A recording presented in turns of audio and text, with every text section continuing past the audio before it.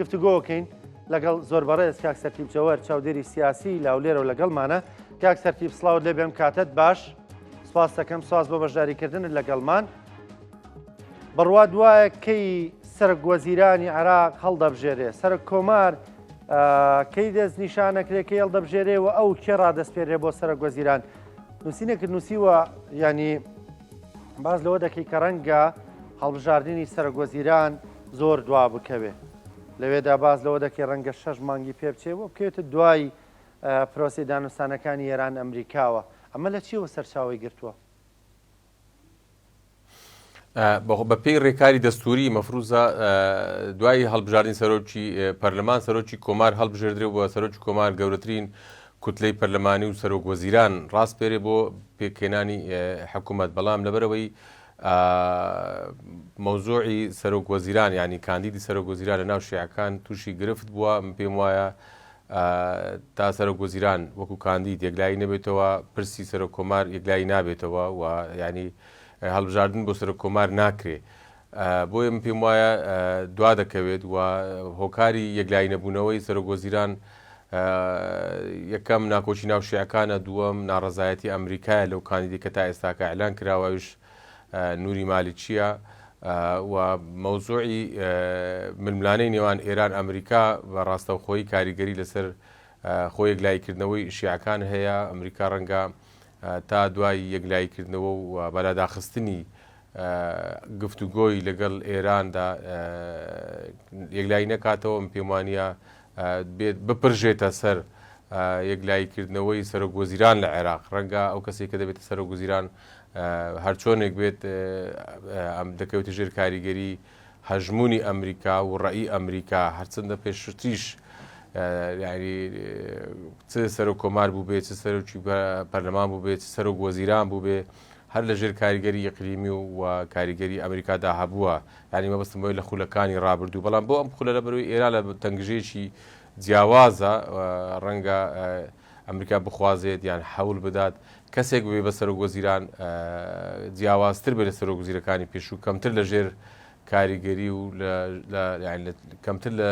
ژێر کاریگەری ئەجێندای ئێرانیدا بێ. لەبەرەوە پێشبینی دەکرێت هەڵبژار ینی کاندیدکردنی سەرۆک وەزیران دوا بکەوێت. تەرحێک هەبووە، ئەو تەرحە نازانم چەند سەرکەوتوو دەبێت لە یەک دوو ڕۆژ ڕابردوو. ئەویشەوەی ئەم حکوومەتە کە ئێستا لە دەرەوەی تەوقیتی قانونی دەستوری بەردەوامە 6 مانگ تەمەنی درێژ بکرێتەوە بە شێوەیەک لە شێوەکان بە دەریچەیەکی قانونی تا دەتوانن شیعە خۆیان یەکلایی بکەنەوە لەسەر کەسێک و تا مەوزوعی ئێرانیش بەلایەکدا دەکەوێت. باشە کاک سەرتیب ئەم تەرحە ئەم پێشنیازە بۆ سەرۆک کۆماریش دەخوا یان نا ئەوەتە ناپەیوەستە بە پرسی سەرۆک وەزیرانەوە؟ ینی ڕەنگە شیعەکان هەوڵیان دابێت بڵێن کاکە ئێوە وەکو کورد کە بەرکەوتی ئێوەیە وەکو نەریتی ینی چەند دەورەی ڕابردوو بەبەر کورد کەوتووە، بڵێن کاکە ئێوە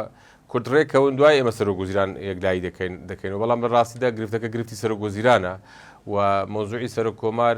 تەقریبەن یەکلایی بۆ تۆ پارتیوێکی تا ئێستا کە ڕێک نەکەوتون. ئەگەر بەیانی بستنە هۆڵی پەرلەمان بە دوو کاندید دەستنە هۆڵی پەرلەمان، ئەگەر شیعەکان لە نێوان خۆیاندا سوور بن و یەکلایی بوونەوە لەسەر کاندیدی سەرۆک وەزیران، من پێم وانییە لەسەر هەڵبژاردننی سەرۆک کۆمار ڕابوەستن وەکو لە ڕابردووش ڕانەوەستاون لەسەرەوەی کە کورد کاندید لە بەنێوان خۆیان یەکلایی بکاتەوە. ینی لە 2-3 دەورەی ڕابردوو کورد بە دوو کاندید چۆتە ناو پەرلەمان و شیعەکانیش لە نێوان دوو کاندیدەکە خۆ دابەش بوون و بە نەتیجە کاندیدێک سەرکەوتووە. بۆ ئەم خۆلەش بە هەمان شێوە شیعە لەسەر کورد ڕاناوەستن ئەگەر لە بینی خۆیان ڕێکەون. باشە کاک سەرتیب دەڵێی یەکێتی پارتی تا ئێستا ڕێک نەکەوتون، ئەی پێشنیازەکان چین، گفتوگۆکانیان چین وەکو بینیمان ینی بە پێی زانیاریەکان کۆبوونەیەکە بۆ لە نێوان سەرۆکی یەکێتی و سەرۆکی پارتی دیموکراتی کوردستان ینی قسە هەیە لەسەرەوەی کە ڕەنگە لە یەک دوو ڕۆژی ئایندەدا کۆبوونەوەی دیکە بێ لە سەراسی مەکتەبی سیاسی ئەم دوو هێزە بڕوا دوایە ڕێک دەکەون. ئەنجە داواکارەکانیان لێ زانیاریانی لای تۆ هەبن. هاوچێشەکە بەم شێوەیە مۆزوعی سەرۆک وەزیرانی عێراق بەندە بە گفتوگۆی نێوان ئێران ئەمریکا و هەڵبژاردننی سەرۆک کۆمار بەندە بە یەکلایی بوونەوەی سەرۆک وەزیران. یەکلایی بوونەوەی سەرۆک کۆمار بەندە بە گفتوگۆی پارتی لەسەر دابشکردنی پۆستەکانی هەرێمی کوردستان و ئەو سەلاحیەتانێک کە هەردوو لا مشتومڕیان لەسەرە بۆیە ئەگەر بێت و هەردوو لا لەسەر پێکێنانی حکوومەتی هەرێم ینی کابینەی نوێ حکوومەتی هەرێم ڕێککەون مەسەلەی سەر و کۆمار ئاسانێک لای دەبێتەوە بەڵام ئەگەر لەسەر پێکێنانی حکوومەتی هەرێم ڕێک نەکەون ئەوە بە دوو کاندی دەستە ناو پەرلەمانی عێراق گفتوگۆ و مشتومڕی پارتی وێچێتیش لەسەر حکوومەتی هەرێم لەسەر ژمارە وەزارەتەکانە و نەوعیەتی وەزارەتەکانە و هەندێک سەلاحیاتەکە لەناو حکوومەتی هەرێم ڕەنگە هەردوو لا گفتوگویان لەسەر بێت و لەسەر مەسلەی ئەو حکوومەتەیە یان ئەو کاربەدەستانەیە کە سەلاحەتی زۆریان پێدراوە لەناو ئەنجومەنی وەزیران و لە سەلاحیاتی وەزارەتەکانی کەم کردوتەوە ئەوەی تا ئێستا هەیە پارتی وێژێتی لەسەر ژمارە وەزارەتەکان بڕوا ناکەم زۆر مشتومڕیان بێ بەڵام لەسەر نەوعیەتی وەزارەتەکان مشکلیان هەیە بۆ نمونە ئەوەی کە زۆر زەقە یەکێتی داوای وەزارەتی ناو خۆ دەکە پارتی ڕەتی دەکاتەوە و یەکێتی داوای هەندێک لە وەزارتان دەکە کە لە 2006 لای پارتین بۆ نمونە سامانە سروشتیەکانە ینی پەیوەندیەکانی دەرەوەی حکوومەتی هەرێم ڕەنگە هەندێک پۆستە بێت لەناو ئەنجومەنی ئاسایشی هەرێمی کوردستان بێ کە پارتی ڕەنگە ڕێی دیکەی هەبێت یعنی ئەو مشتومڕە تا ئێستا ئەوەیە و بە ئیزافەی ئەوەی کەەوە پێچێتی مۆزوعی سەر و کۆماری بەستۆتەوە بە پێکردنی حکوومەتی هەرێم پێی وایە لەو چوار پۆستەی یانەوەی کە باس دەکرێت لە عێراق بە نسبەت یەکێتی و پارتی گرنگە سەر و کۆمارە سەرۆکی هەرێمی کوردستانە سەرۆکی ئەنجومەنی وەزیرانە سەرۆکی پەرلەمانی کوردستانە پێشتر بەپێی ئیتفاقی استراتیژی دوو بە دوو بوو ینی دوو لای یەکێک بوو ئەو دوێتکەی لای ئەویتر بوو ئێستا پارتی داوای سەر و کۆماریش دەکا یانیش باس لەوە دەکە کە ئەو کەسێ دەبێت سەر و کۆمار لایانی کەم هەردوولا لەسەر ڕازی بن دیارە یەکێتی پێی وایە ئەو کاندیکە کە دەرگای کاندیبوون داخراوە ئەو کاندی کە تەرحی کردو و سووری لەسەری پارتی بۆ ناڕازیە ینی دەمێنێتەوە چوارشەممە یەکتر دەبینن ئەگەر لەسەر نەوعیەتی وەزارەتەکانی هەرێمی کوردستان ڕێککەون پێم وایە گرێچێرەی سەر و کۆماریش دەبێتەوە باشە کاک سەرتیب پێشتر یەکێتی نیشتیمانی کوردستان پارتی دموکراتی کوردستان زۆر باسی مەسەلەی کورسیە کرد ئێستاقاقی انتیخابی و بابەتانە بەڵام ئێستا یەکێتی نیشتیمانی کوردستان لەگەڵنەوەی نوێدا دوایەوەی کە جۆرێک لاوپەیمانەتیان کردووە ئاماژە بۆ دەکەن دەڵێن ئێمە هیچ کورسیەکمان فەرق نییە لەگەڵ پارتی دموکراتی کوردستانە بۆیە دەبێت پۆستەکانی دیکەش وەکو مەسەلەی سەرۆکی هەرێم پۆستەکانی دیکە پێدا بچینەوە یعنی پێ دوایەمە داوایەکی ڕەوایە وارەوەی پارتی دموکراتی کوردستان زۆر جار باسی دەکرد دەیوت بەرکەوتی هەڵبژاردن دەبێ بکرێ بە پێوەەر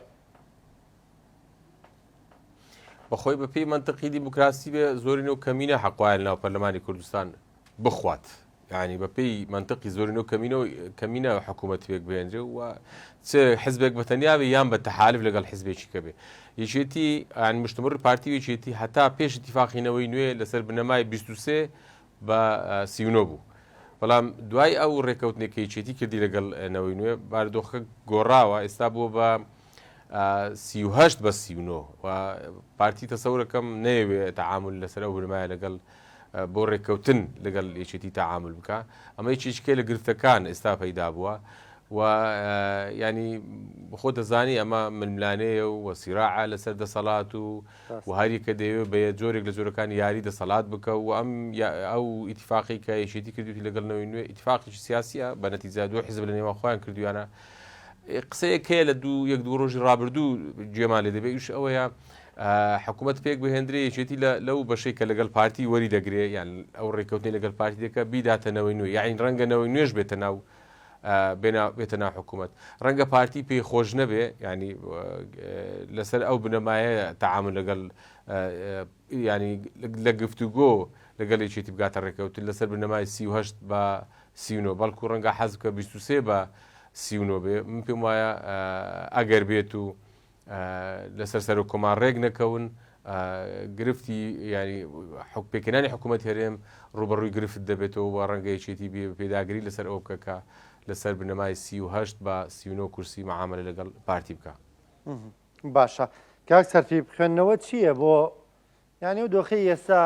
کوردی پێدا تێدەپەڕێ باشووری کوردستانی پێدا تێدەپەڕێ لەو لاشەوە هێندا ینی بێباکانە دەڕوانرێتە پێگەێنانی حکوومەت هەرێمی کوردستان ینی ئایا لە ئاساسەوە حکوومەت هەرێمی کوردستان هێندە بێبایەخە تا ئەوها لێی بڕوانراوە هەمامەڵی لەگەڵدا بکرێ وەکوەوەی کە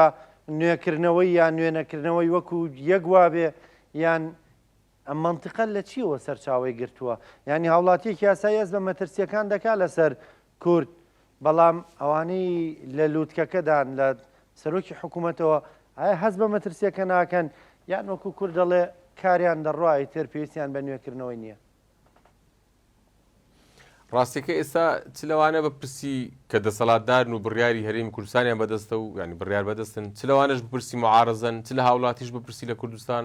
هەرسێکیان ناڕازین و لەوە خراپتر کۆمەلگای نێودەوڵەتی زۆر لەم بارودۆخەی هەرێمی کوردستان ناڕازیە. هەمووان ئەو حەقەتە دەزانن کە حکومڕانی بریتیە لە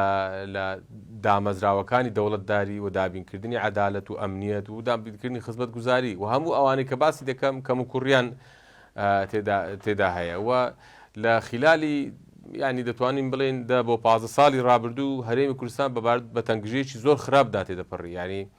ئەوەی کە هەیەی حکومڕانی کە دەتوانین بڵێن زۆر پابند و زۆر قانونی ئیش ناکە بەڵکو دیاتر بە ئیتیفاقاتی سیاسی بەڕێوە ڕۆیشتووە ینی تۆتە بەشاکە دامەزراوەی بڕیاردان لە هەرێمی کوردستان و تەشریع زیاتر لە 10 ساڵە تقریبن پەچی کەوتووە پەچی ینی فترەیەک ئیشی کرد لە دوای 2015 بەڵام وەکو پەکەوتو وابوو و هەموو دامەزراوەکانی هەرێمی کوردستان ئێستا لە دەرەوەی شەرعیەت و نوێبوونەوەدان چ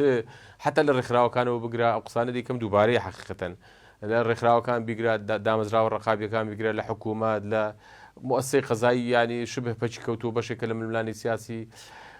کۆمەلگای نێودەوڵەتی لەمە زۆر ناڕازیە و هاوڵاتیانی کوردستان هەست بە ئەمان ناکەن بۆ چونکە لە هەولێر حکوومەتەکە لای پارتیە و لە سلێمانیش لەدەست یەکێتیە و معارەزەش لەم نێواندا ڕاستیەکەی ئەو کە ئەو ڕۆڵ و کاریگەریەی نەماوە یان ئەویش بۆ بەشێک لە ململانێ و ئەویش زۆر زیاتر پێداگری لەسەر داوە خواستی حزبی دەکەن نەتیجە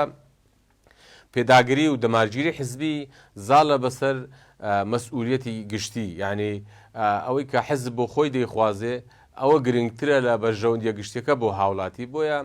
ئەم باردوخی ئێستا ئەگەر بە شێوەی ئێستا بەردەوام بێ من پێم وایە هێدی هەم پشتیوانی هاوڵاتیانی لەدەستداوە ئێستا ینی هاوڵاتیان زۆر متمانیان بە حکومڕانی کوردستان نییە هەر ڕۆژەی ینی حکوومەت لە دەرەوەی قانون بڕیار دەردەکە یان دوسێ ڕۆژ باس لەو دەکرێت کە نرخی کارەبا زیاد کراوەی تەبعا لە دەرەوەی قانون ئەمیشان دەکرێت دوێنێ وەرەقەیەک بڵاو بووە بناسەبە کۆمپانیایەک دەری کردبوو نرخی پشکنینی ئۆتۆمبیلی زیاد کرد و بە ئارەزوی خۆی هەرچەندە وەزارەتی ناوخۆ ینی ڕووکردنەوەیدا بەڵام ئەمە گاڵتەکردنە بە قانون و بە دەستور لە کوردستان یعنی تۆ کۆمپانیایەک تەشریع دەربکە ینی بەڕاستی ئەوەی لە هەرێمی کوردستان هەیە لە هەر سوچ و لە هەر لسکێکی بگری یەک دنیا کەم و کوڕی هەیە تۆ دەسەڵات دایرەتەکەت خراپە حزب حکومڕانەکان بێباکن معارەزە بۆ بە بەشێک ینی لە ململانێکە و تێکەڵ بە ئەجەندای ئیقلیمی بووە و ئەویش دەستی گرتووە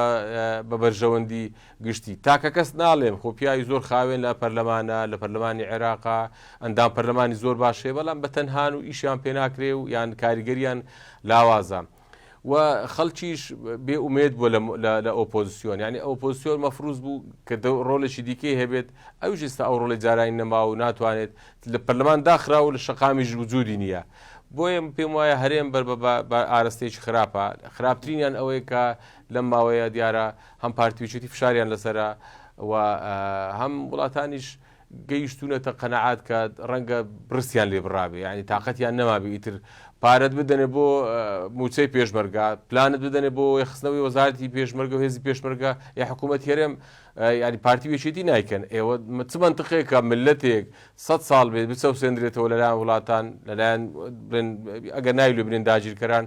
تۆ هێزێکی پێشمەرگەت هەیە هی خۆتە ناوێکی تایبەت بەخۆی هەیە هی حکوومەتی هەرێمە ئەو هێزی پێشمەرگەیە سەر بە حیزبە و هەر یەکە و هێزی پێشمەرگەی خۆی هەیە و لە دەستی حکوومەت دانیە تو چ منتقە هێزێکی دەرەچی بێ پارەت بداتێ و پلانت بداتێ بۆ یەکی بخەی خۆت یەکی نەخەیە وەڵی ئەمە بەدبەختی ملەتێک نەبێ بەدبەختی حکومڕانای نەبێ ئەمە ینی بۆ گلەی لە وڵاتان و لە چارە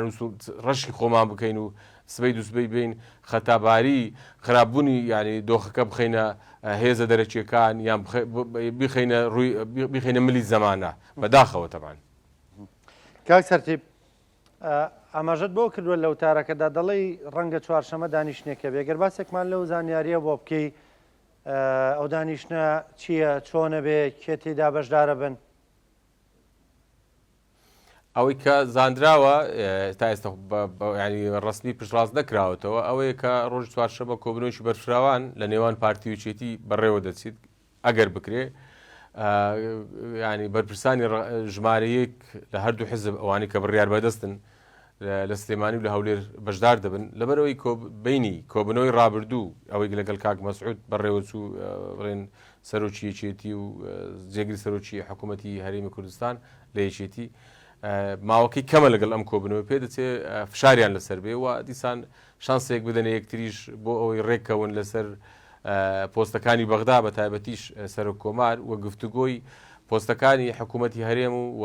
ینی ئەوەی کە هەردوو لە تێبین و سەرنجیان لەسەر مەسەرەی پێکردانی حکوومەتی هەرێم ینی من بۆ خۆم گەشتبین نیم بەڕێککەوتنیان لەبەرەوەی چەندین کۆبنەوەیان کرد و هەردوو لە سوور بوون لەسەر داوە و خواستەکانی خۆیان بەڵام کۆبنەوەی و ناشکرێ ئێمە 100% بڵێن ڕێک ناکەون هیوادارین ڕێککەون و حکومڕانی لە هەرێمی کوردستان نوێ بێتەوە و پەرلەمان دەست بەیش بکاتەوە معارەزە لایەنی کەم ئەگەر بە دروشتنیش بێت ناو پەرلەمان بتوانین دەست بە چالاکی بکاتەوە و دەوری مؤسساتی ڕقابی بێتەوە و حکوومەت لە دەرەوەی قانون چی دیکە بەردەوام نەبێت لە سەپاندنی ڕێنمایی و دەرکردنی بڕیاری لە دەرەوەی قانون. سپاس دەکەم بەڕێز کاک سەرتیب جەوەر چاودێری سیاسی سپاس بۆ بەشداریکردنی لەگەڵمان زۆر سپاس. خۆشەویستان بەردەوام ببین لە دوای پشوویەکی کورد دێنەوە خزمەتتان.